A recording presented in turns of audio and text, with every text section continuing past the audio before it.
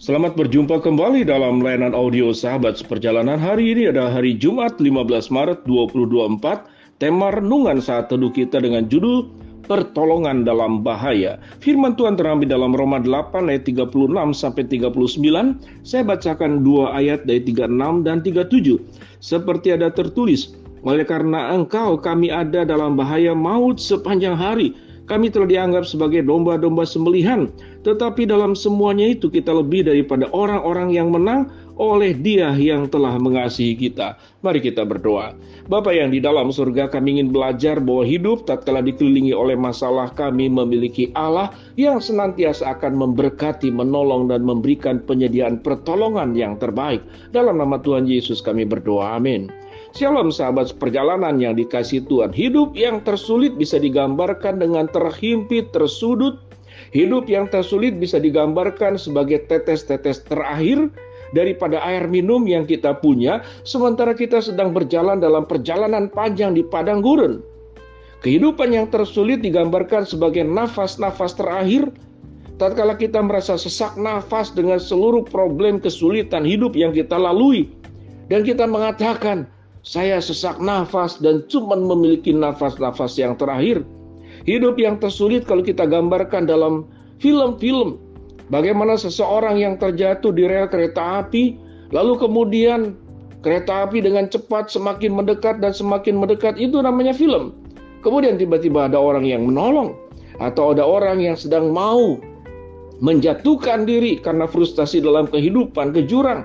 Tiba-tiba ada seseorang yang Tuhan kirim sebagai malaikat yang menolong. Itu adalah gambaran-gambaran yang di film yang sesungguhnya memang itu terjadi.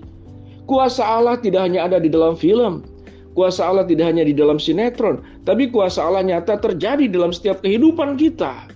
Di kehidupan yang paling sulit, di kehidupan yang paling bahaya dalam hidup ini. Mari kita berbicara apa itu kehidupan yang paling bahaya. Yaitu yang pertama timbul dari diri kita sendiri. Sewaktu kita pesimis, sewaktu kita frustasi, sewaktu kita putus asa, tidak ada harapan lagi, maka titik itulah titik yang paling bahaya, orang bisa melakukan tindakan bunuh diri. Titik yang tersulit dan titik yang bahaya adalah tatkala kita dalam lingkungan tertentu, komunitas tertentu, dan semua orang menghakimi kita, semua orang menyalahkan kita, semua orang tidak ada yang berpihak kepada dirimu. Itu kondisi yang bahaya. Apa yang akan kita tindakannya akan dilakukan? Bagi orang yang tidak bisa mengontrol emosi, kita mungkin melawan. Bahkan ada banyak tindakan membalas di belakang semuanya itu. Dengan membakar harta benda orang yang kita tidak suka. Sahabat seperjalanan kalau pernah melihat tayangan di TikTok atau di YouTube, bagaimana seorang tetangga yang marah karena tetangganya ini memang ekonominya biasa, tetangga sebelahnya ekonominya lebih mampu, dan selalu parkir mobil ya di dekat lingkungan ada di sana. Apa yang dia tidak suka? Pada malam-malam dia membakar akan kendaraan tersebut. Sahabat seperjalanan, kondisi yang berbahaya, kondisi yang tersulit, kondisi yang dimana kita sesungguhnya merasa kita ditinggalkan sendirian, tidak ada yang menolong, tidak ada yang mengerti. Dan kita melihat apa yang terjadi di dalam kitab Roma pasal 8. Di sini adalah gambaran tentang keyakinan iman yang ditulis oleh Rasul Paulus kepada jemaat di Roma. Apa yang firman Tuhan katakan? Sebab ada tertulis, oleh karena engkau kami ada dalam bahaya maut sepanjang hari. Ayat ini berkata, oleh karena engkau kami ada dalam bahaya maut sepanjang hari. Semenjak Paulus menyerahkan dirinya kepada Kristus. Semenjak Paulus menjadi Rasul Kristus. Semenjak Paulus menjadikan pribadinya sebagai pemberita Injil. Sedemikian banyak orang yang tidak suka kepada dirinya. Tentu bersentuhan dengan orang-orang yang punya kepentingan, penguasa-penguasa pada zaman itu. Para ahli Taurat, orang Farisi yang merasa lebih tahu tentang kebenaran. Lalu tiba-tiba ada Paulus yang menyampaikan kebenaran. Siapa engkau yang mau mengajari kami? Siapa engkau Paulus? Merasa engkau lebih dekat, merasa engkau lebih tahu tentang rahasia-rahasia surga daripada kami. Sehingga dimusuhilah. Dan kita tahu catatan-catatan bagaimana Rasul Paulus berkali-kali mau dibunuh, berkali-kali dikejar, berkali-kali juga menghadapi berbagai macam bahaya, karam kapal, dihadang oleh penyamun, kemudian dipenjarakan. berupaya beberapa kali untuk dilakukan pembunuhan kepada dirinya. Benar-benar Rasul Paulus berada di dalam kondisi seperti domba sembelihan yang sedang dikejar. Sahabat seperjalanan, kalau kita menyimak tentang keberadaan kita, bukankah kita pernah ada di posisi-posisi seperti demikian? Maka pada posisi itulah menjadi ujian buat kita. Apakah kita akan menyelesaikan setiap masalah dengan kekuatan kita, dengan akal budi kita, dengan pemikiran kita? Dan kita kemudian karena itu adalah tindakan buruk, tindakan jahat yang dilakukan pihak lain kepada kita. Maka sesungguhnya insting naluri manusia adalah membalas. Insting manusia adalah melawan. Tetapi yang firman Tuhan katakan, Tuhan pun akan menolong engkau untuk melawan semua keadaan tersebut.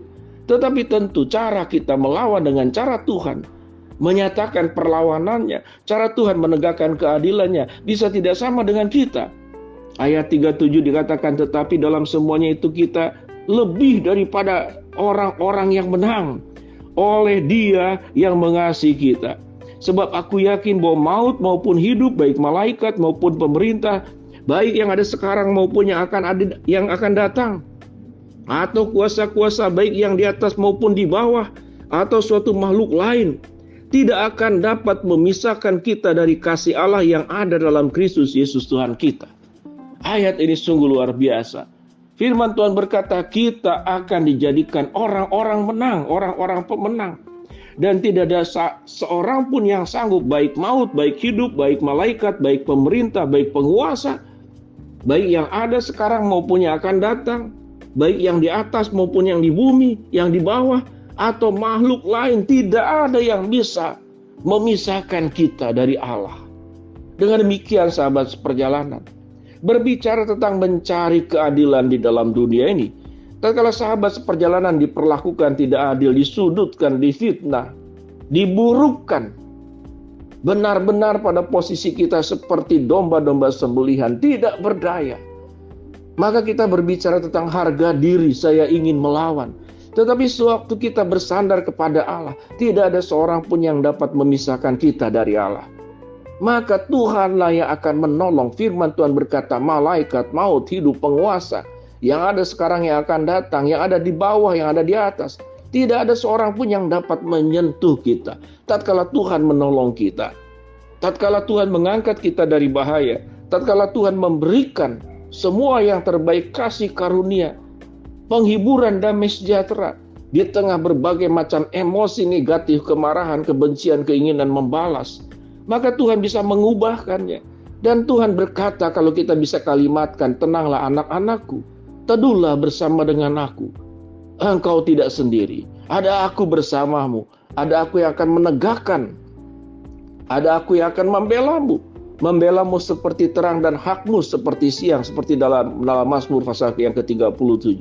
Dengan demikian sahabat seperjalanan, ingatlah, di dalam kondisi paling bahaya, di dalam kondisi yang tersulit, di dalam kondisi yang paling tidak menyenangkan dalam hidup ini, ada Allah sumber pertolongan di masa-masa tersulit, di masa-masa yang paling bahaya. Bersandarlah, berserulah kepada Dia. Pertolongan Tuhan nyata, penghiburan Tuhan nyata, pembelaan Tuhan nyata. Mari kita berdoa. Bapa dalam surga, terima kasih buat kebenaran firman Tuhan yang kami pelajari hari ini. Hamba-Mu berdoa buat sahabat seperjalanan yang sedang sakit, Tuhan jamah sembuhkan. Sahabat seperjalanan yang sedang menghadapi masalah, Tuhan bukakan jalan. Sahabat seperjalanan yang sedang berdoa mengharapkan sesuatu, Tuhan kabulkan dengan cara dan waktunya Tuhan. Di dalam nama Tuhan Yesus kami berdoa. Amin.